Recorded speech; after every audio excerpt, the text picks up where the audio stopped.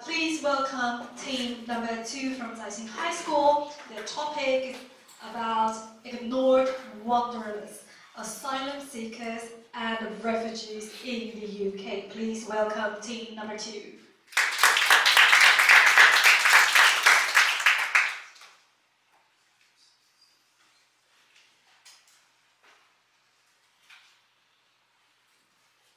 Okay, thank you, Judge. So we are the team 2, and I'm Zhang Jiachen and Yang Qiaoyi. So today our topic is the ignored wanderers, the asylum seekers, and the refugees in the UK.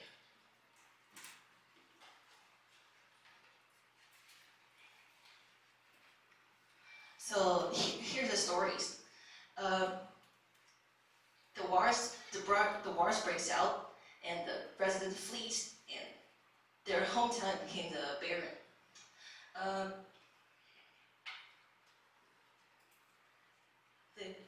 The refugees and the asylum seekers flee out of their home country to seek for a better future. Why did the refugee flee? They seeking for the safety. They ran out of the war and the human rights violations. But the only settlements and the last resort of their home is just a small boat floating on the channel in the Atlantic Ocean. But however, the UK's government main purpose and their promises is just to stop the small boats and eliminate them out of the UK's territories. So, is there seeking for the better future? Is everything okay? I mean, their lives now is by no means easy. The key question is, does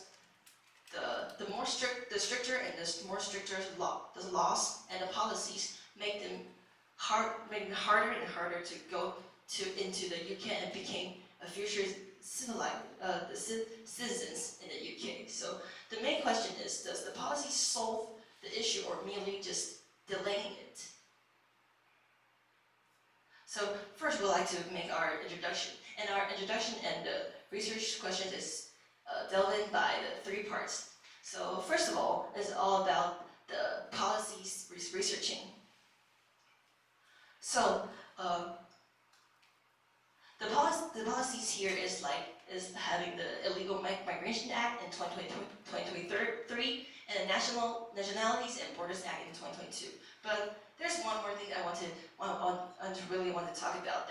In recent year, in 2025, the UK government's main focus is more moving on from the individual small boats into the people trespassing and the people trespassing gangs. But when punishing or just handling such groups or the smuggling groups or gangs to the UK, they're also punishing or shatter asylum seekers' dreams from being a UK citizen. In fact, that only by the small boats go into the UK territories is no longer available, or it is no longer a way to become a UK citizens for now. And I want to talk about another policies in 2020s, like the Rwanda Asylum Plan. And this plan is so notorious that eventually it just being deleted by the parliament, that the UK government is trying to setting out an act or setting out a law to let the refugees and asylum seekers make them go to the Rwanda, another country that is so far away from their homeland and is undergoing with civil wars. So how can we prevent such failed policies that no one is wanted to see? Okay, so next I wanted to share about the human rights violation about the refugees and asylum seekers. For example, the working rights in the UK. So for now, the pending or the queuing asylum seekers in the UK cannot just apply for a job. But however, the 80% of individual citizens in the UK and the 64% of the business want want them or want more laborers to go into the business, to went under their companies and enterprise to work with them. So the employment barriers, the housing insecurities, and limited social participation is the really severe question that we're talking about here. So in the second research question, we're all talking about the political participation. How does the lack of opportunity of indirect political participation, like communities' consultations or policy dialogues, impact refugees' social visibility and integration? All we know about the lack of participation in politics will cause weak civic identity and eventually cause an decrease of the distrust and stabilization in the society. So, how in this research question we want to talk about how the participation in the society of refugees and asylum seekers be improved, or what's the way that government and the normal people, normal citizens in the UK and the policymakers and the NGO or the refugees and asylum seekers, all of them can discuss together in this issue. So third, the third research question is like I think is the most difficult things to solve in our research is the dilemma of the security versus the inclusion from the refugees, asylum seekers, and the UK government. But why is this so difficult to solve? Because the UK government is focusing on how to protect the refugees and asylum seekers' lives and how to protect their territories for UK border control. However, the issue is they're ignoring the integration leads to instability causing from the refugees and asylum seekers. The possible solution here that we will compare the UK, the United Kingdom's current policies to other countries in the EU, like Germany or the North American country Canada, that how other countries can facilitate or handling such question or problems, that the United Kingdom can take their examples to facilitate or do better on their policy making. Next, we'll move on to the objectives and the scope of research, and it's based on the research question that we talked about. So we'll analyze the impact of current UK policies on refugee social integration. Next, we'll move on to the current UK policies and their impact on refugee integration, and regarding to two policies that we're focusing on, the Illegal Migration Act and the Nationality and Borders Act, and also the Rwanda Asylum Plan that I mentioned before. Third, we'll evaluate the roles of political participation in refugees integration, and how their role will be they participate in the society or the system we'll talk about later. Yeah, so I mentioned before that the political participation is really important, or this is a crucial part of this minorities, this ethnicity groups in UK society. Why this really matters? Because if the rise on political participation of the refugees, of the minorities, can enhance the sense of belongings in the new home in the United Kingdom and the civic identity. And second, it promotes social cohesion and reduce marginalization in the society. Third, the strengthening of refugees' representation in policy making can make the policy is compatible for everyone and is more comprehensive for the different minorities and ethnicity groups in the UK.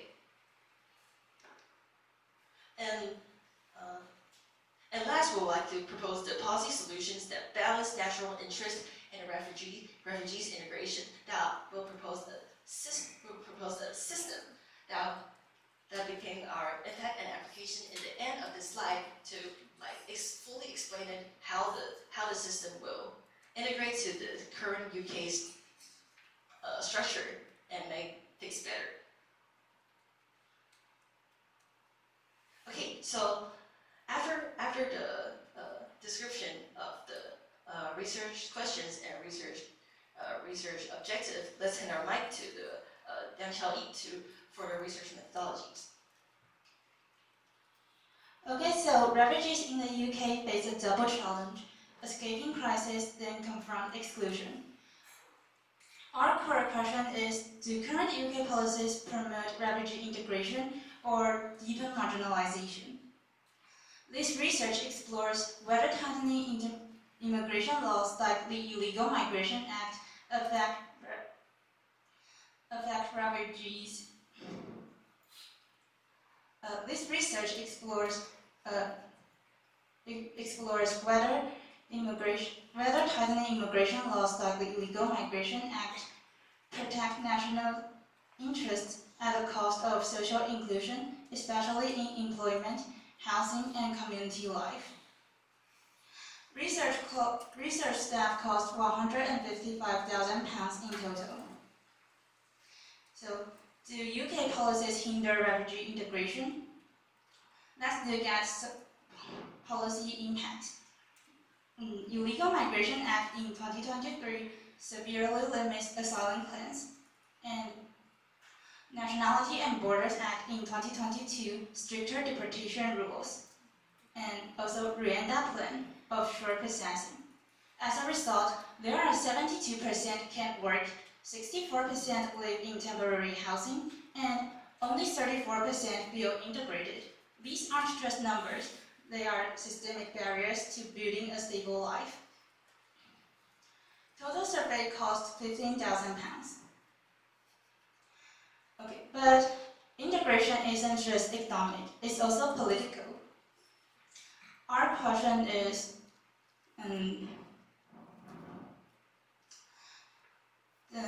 how does lack of political participation affect refugees' sense of belonging and social trust? Can indirect political participation, like community consultations, help? Total interview cost £13,000. Okay, there are two major issues: political discrimination and weak civic identity.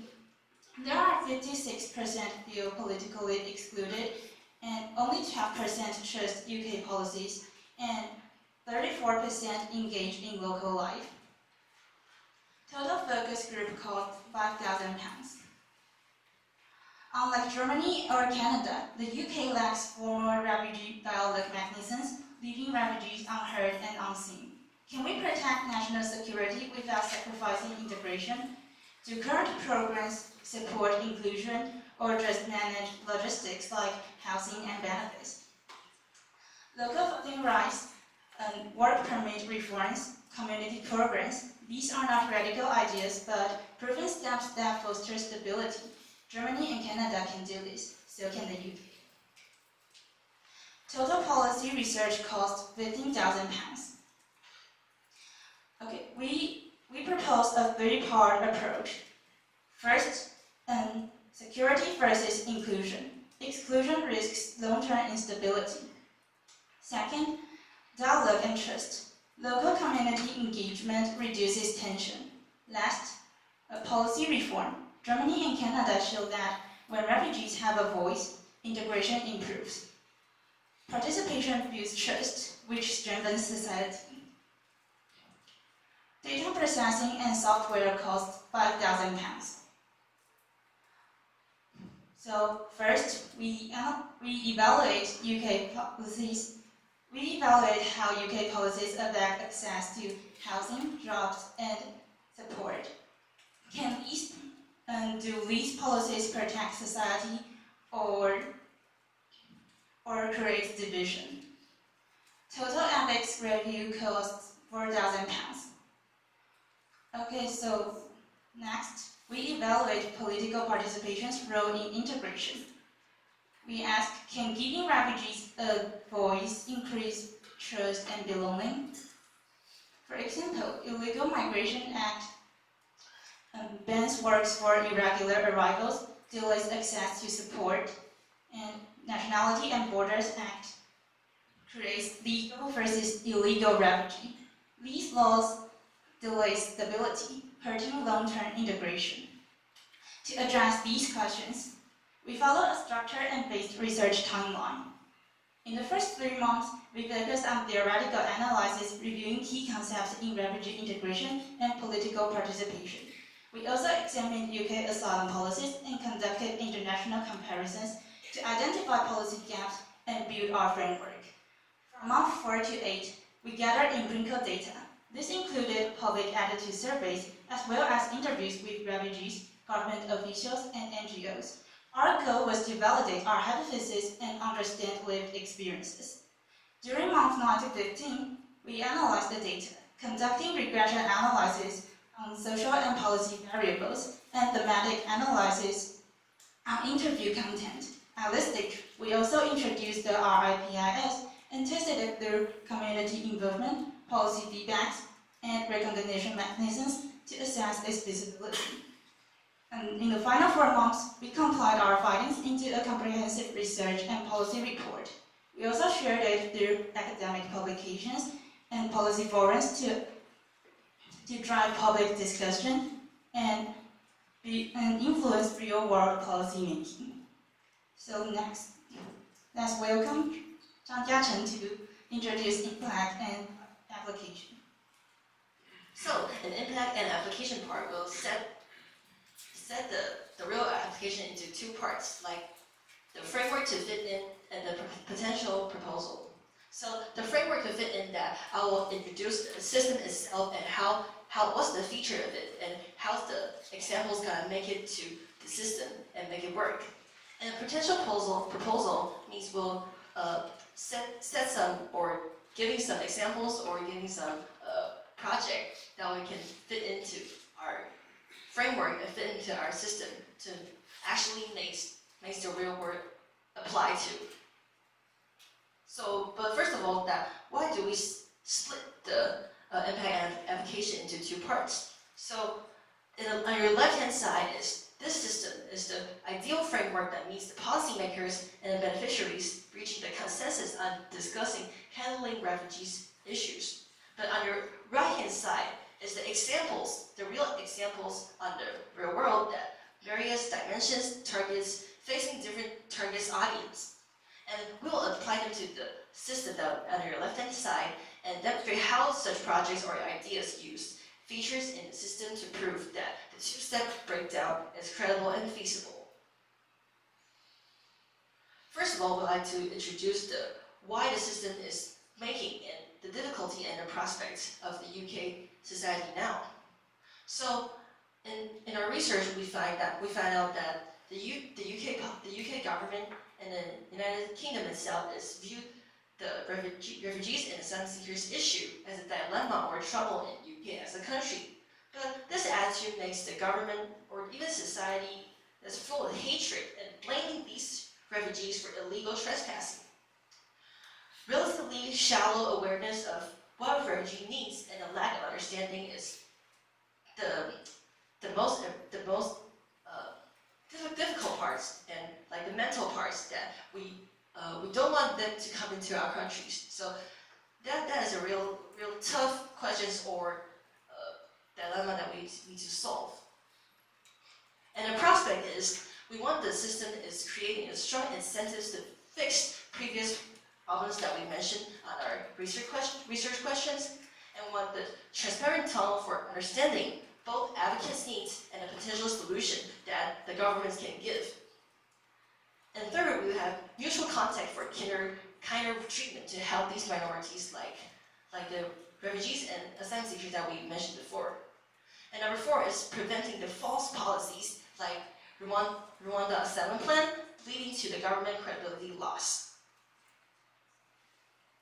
And we're now introducing the backing ideology and value that why the system is making. So this is called the deliberative democracy that really highlight how people between different races, between different ethnicity groups, different genders, different they're part of our society that we want to discuss together and exchange claims and thoughts through the mixed composition of people. And second, we want small meeting or participating groups to foster the real conversation. And third, we want everyone is informed and consent to prepare to discuss the same topic. For example, in this issue, we want to that everyone know the background, that we have a background guide before the meeting that we can guide them into what we are talking about now, and everyone can be participated in. The last is highlight consensus reaching rather than just that we voting on something, we're voting on this, we're on that, we're voting on, and we just ignoring the other sides that didn't meet their expectations. So how will the system actually works? So the field method here is like have a reference on the deliberative democracy itself. So we'll have potential policies for online civil discussion. We'll have some social experiments about potential future campaign or project in small groups that testing the preliminary outcomes to test the pre-policies, the feasibilities of the pre-policies before it actually came to real policies. So, and we'll have monthly seminars or citizen cafe that are really typical deliberative democracy do in name of system to gather refugee representatives, citizens, campaign starters, legislators, NGOs for further discussion. And the online public voting and questionnaires is and the website is the most easy way for everyone to immediately participate in certain issues, like on your fingertips. So let's introduce the feature of it. So one, it will counseling the public suggestions that will take everyone's suggestion into discussion. And number two, polishing the potential policy before it is a policy. So before it is officially executed to not only preserve the resources, but also avoid wacky anticipation and further executive cost and dissatisfaction from the public. Number three is comprehensive and inclusive talks that I mentioned is super like the number one, that will take everyone into consideration and take different ethnicity groups into consideration. And number four is the easy accessibility and how everyone can be access to the website in a very, very simple way. So let's take it into the next second part is the potential proposal.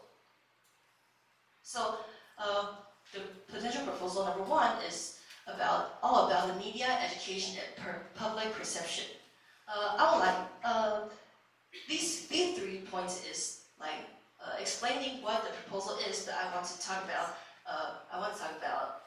real examples or the real some ideas of a proposal like this is trying to add or trying to erect an Instagram account all about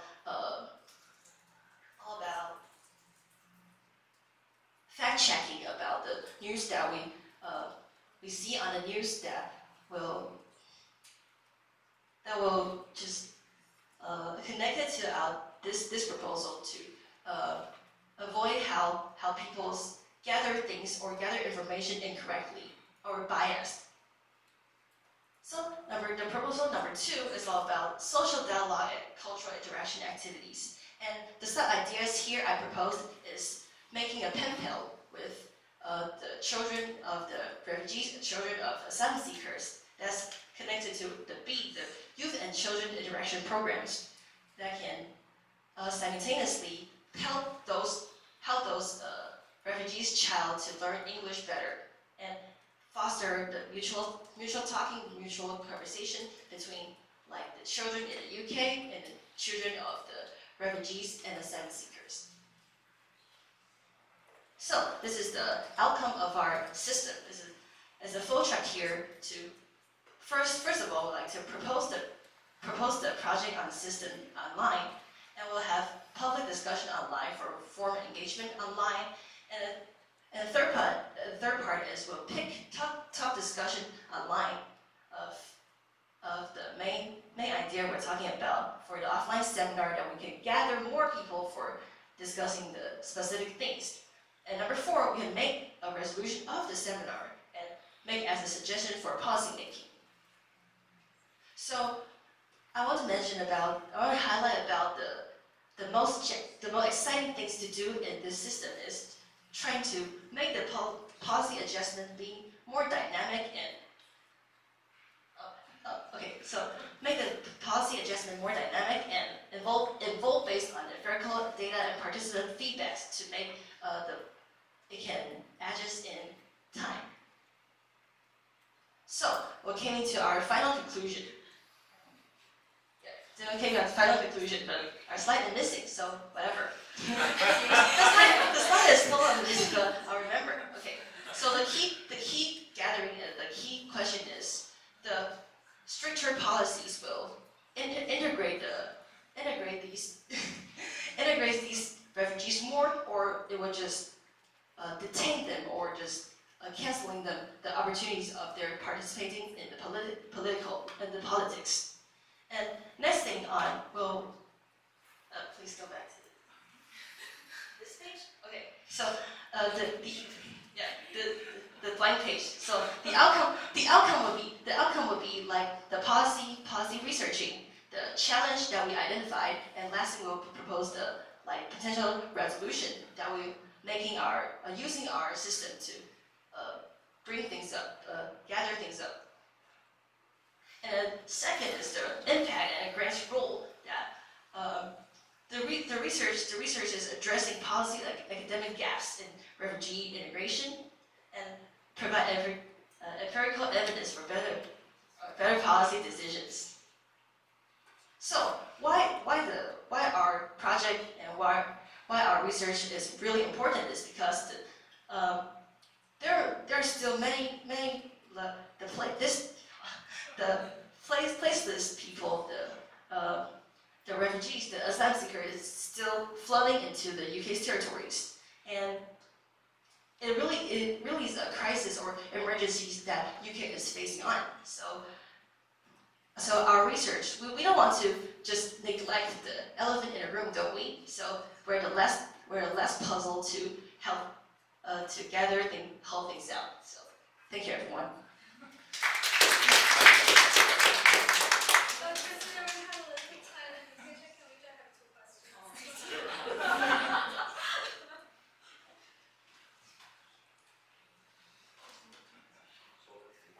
First of all, I mean, the amount of detail is incredibly impressive. You guys have done your work, you've done your research. I think that's fantastic. But I think we've gone very, very broad. And because we've got so much information, we've maybe lost a little bit of our focus. So for example, these refugees, where are they coming from? What's the war? And why is it only inside of Britain that we should focus on? Why not maybe stop the war where they're coming from and improve that? We got a little bit lost in terms of, where we're coming from, what's the problem? All we're doing is sort of reacting to a problem instead of kind of fixing the source. So I kind of wonder maybe where that is in our research. Where are these people coming from? So I thought the origin of the refugees is like in the videos we submit to the ISC, but in here the slide we don't mention it. So I'll explain it now. So mostly the refugees coming from the displacement of the wars, like in Afghanistan, like in Eritrea, or in the wartime countries, that is flooding out the refugees, flooding out the people, the citizens, is nowhere to come, and this is the main cause of the crisis in the refugee crisis in the Europe, in the EU area.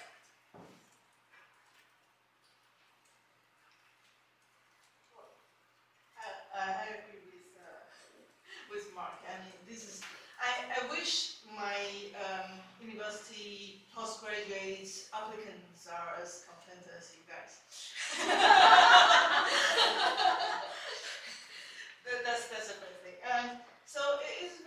research, I just want to point out something that maybe you keep in mind when you do your future research about how do you differentiate between illegal immigrants and asylum seekers. Because that is actually a very important issue. Well, I say that because I have some very dear friends in the UK. They are proper political asylum seekers, and they are very well integrated. But so that's the thing that you have to think about when you do your research. How do you differentiate illegal immigrants and asylum seekers? And if you protect all the illegal immigrants, then how do the government be responsible to the proper legal citizens and legal immigrants? Right? So something you should think about. Got it. Thank you.